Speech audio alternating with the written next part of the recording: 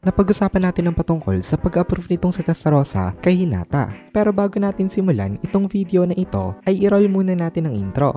Hello everyone and welcome to my channel, ang inyong source ng Tagalog na Tansura Contents. Sa channel na ito ay pinag-uusapan natin ang mga nangyayari sa may Tansura universe. So without further ado, let's get into the video. So hindi nga nag-aalala itong si Testarossa patungkol sa attitude nitong si Hinata dito. Pero in the first place ay hindi naman lover ito nitong si Rimuru. Baka nag-overthink lang masyado itong si Testarossa dito. Pero hindi lang itong si Testarossa kasi marami naman talagang tao ang ganito ang iniisip. Ang hindi lang talaga nakakahalata dito ay yung dalawa lang mismo, itong sila Hinata at Rimuru. Hindi nila alam na initiaship na sila sa isa't isa. Anyways, balik tayo sa objective ng kanilang mga kalaban. Isa rin sa mga goal nito ay ang targetin itong si Demon Lord Rimuru. Kaya ipinadala nitong mga ito itong si Leon Cromwell bilang isang pain. Sabi ni Testarossa ay aware daw itong si Feldway na itong si Lord Rimuru ang dahilan kung bakit bumalik ang senses nitong si Velgrind. Kaya kung ipinadala daw nito si Leon bilang pain nga sigurado daw siya na meron itong strategy para tapatan itong si Lord Rimuru. Pero of course alam rin naman itong si Rimuru ito. Alam niyang pain lang si Leon pero confident kasi itong si Rimuru kaya pumunta pa rin siya. Naniniwala itong si Testarossa na kahit na pinainan ng Lord niya kaya pa rin itong umuwi ng ligtas sa kanila. With absolute confidence sinabi ito nitong si Testarossa kay Hinata. Wala kasi siyang duda sa capability nitong kanyang Lord. Kaya ngayon hindi rin siya nag-aalala patungkol nga dito. Kaya medyo napakamot itong si Hinata. Kasi sabi ni Hinata sa tingin niya daw naniniwala rin itong mga kalaban nila na hindi nga sila matatalo. Hindi daw ba na-take over na ni Michael ang mga powers ng mga True Dragons? Sigurado daw ba itong si Testarossa na kayang tapatan itong si Rimuru itong si Michael dito? Valid naman itong concern ni Hinata kasi hindi naman siya blind follower na katulad nitong si Testarossa. Kasi para nga kay Testarossa imposible na matalo ang Lord niya kahit na hindi nila alam ang strength ng kanilang kalaban. Kahit na wala pa silang ka-idea dito hindi naniniwala itong si Testarossa na matatalo itong si Demon Lord Rimuru. Pero what if pagtulungan daw ni Feldway at Michael itong si Rimuru na mag-isa? Ang sagot ni Testarossa hindi daw yun problema. Tsaka nandun rin naman daw itong sila Diablo at Zoe. May kasama naman daw itong si Lord Rimuru. Kaya nakumbinsi na rin itong si Hinata na wala itong si Rimurong problema. Pero alam na naman natin na struggling na itong si Rimuru ngayon kahit na ang kalaban niya lang itong si Michael. Babalik tayo sa laban nila later. Ngayon ang inaalala nitong dalawa kung paano nila poprotektahan itong si Masayuki. Kasi malinaw na sa kanila na ito talaga ngayon ang target nitong kanilang mga kalaban. Kaya nagtanong itong si Hinata kay Testarossa kung nasaan daw ba itong si Masayuki. At some point after the outbreak kasi bigla na lang itong nawala sa Capitol. Marami naman mga Imperial Guards dito. Tsaka kasama ni Masayuki ang Scorched Dragon. Kaya ina-expect nila na hindi ito nakuha ng kanilang mga kalaban. Kasi kung may safe place man sa Ingrassia yun ay sa tabi nitong Scorched Dragon na si Velgrind. Dahil currently itong si Velgrind talaga ang pinakamalakas na escort nitong si Masayuki. Kung point of view ni Velgrind ang titingnan siguradong aware na rin daw ito sa kanilang situation. Alam na rin ni Velgrind ang target ng mga kalaban. Kaya siguro daw ini-evacuate na nito ang kanilang Emperor. And if that is the case daw hindi na nila ito kailangang protektahan dahil si Velgrind na daw ang bahala dito. So for now nakapag-decide itong sila Hinata na itong mga opponent na lang na naandito ang ite-take down nila para maibalik ang order sa may Ingrassia. Pero naisip din dito nitong si Hinata na what if gawin daw silang pain ng mga kalaban? What if i-hostage daw sila ng mga ito para ma-lure out itong si Masayuki? Kilala kasi ito ni Hinata. Alam ni Hinata na soft-hearted nga itong bata na ito. Baka ang gawin daw nito ang lumabas para lang mailigtas sila. Isipin daw sana ni Masayuki na ngayon isang emperor na siya. Kaya mas priority niya na dapat ang kanyang sariling buhay.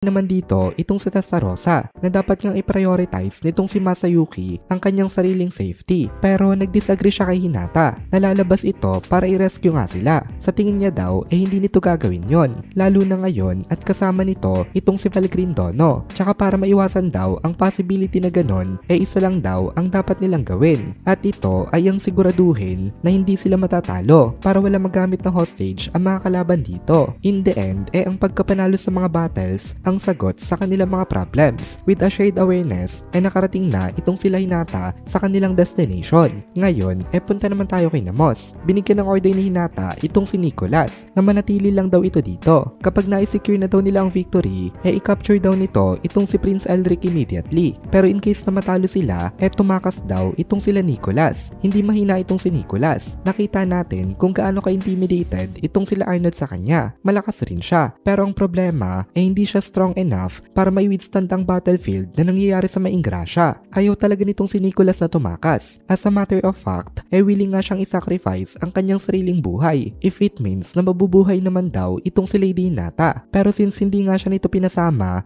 quietly na lang siya na sumunod sa ibinigay sa kanya na order. Pagkadating ni Hinata sa may square ng capital, may nakita siyang 20 na fully armed na knights. Hindi pa kasama sa bilang na ito itong sila Rainer. Nagdala pala ito ng mga soldiers para salubungin itong sila Hinata. Sabi ni Rainer, kanina pa daw siya naghihintay. Pinaghintay daw siya na matagal nitong si Hinata. Then tumawa itong si Rainer sa kanya. Napansin agad nitong si Hinata dito na napakalakas na nitong si Rainer. Ang lakas ng power na naidagdag sa kanya compared sa kanilang huling pagkikita. From the amount of energy alone, na-realize na agad dito nitong si Hinata na mas mataas pa sa power niya itong power ngayon nitong kanyang kalaban. Kaya naisip nitong si Hinata na tama daw ang decision niya kanina na hindi niya pinasama itong si Cardinal Nicholas dito kasi human nga lang itong Cardinal na ito at siguradong hindi ito makakasurvive sa ganitong klase ng mga opponents. Then tiningnan nitong si Hinata itong si Prince Elric. Wala siyang na-detect na pagbabago dito. Itong si Prince Elric ay nanatili na isang normal human being, pero ang problema nga ang lalakas nitong kanilang mga kalaban.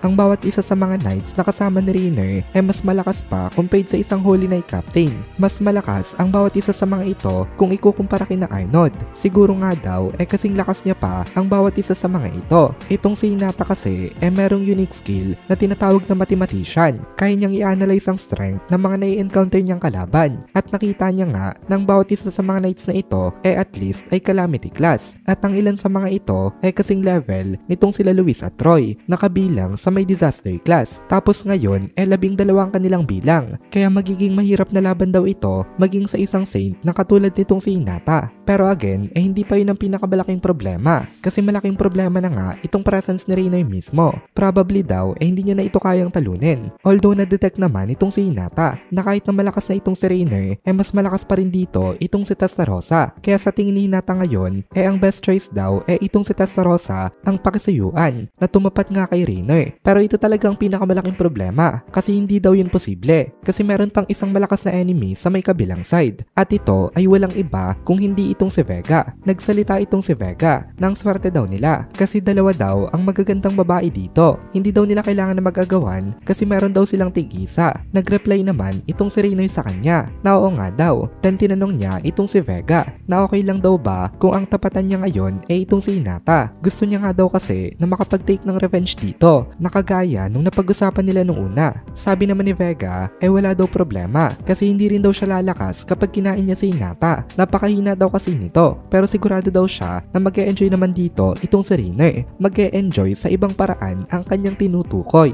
Well, if you know, you know. At dito na muna natin tatapusin itong video na ito. Kung nagugustuhan mo itong mga videos natin, ay please consider joining the membership para mapanood mo na agad ang mga kasunod na part dahil palaging advance ang ating mga members. Also, ay please consider leaving a like at mag-comment ka na din para ma-boost naman tayo ng algorithm.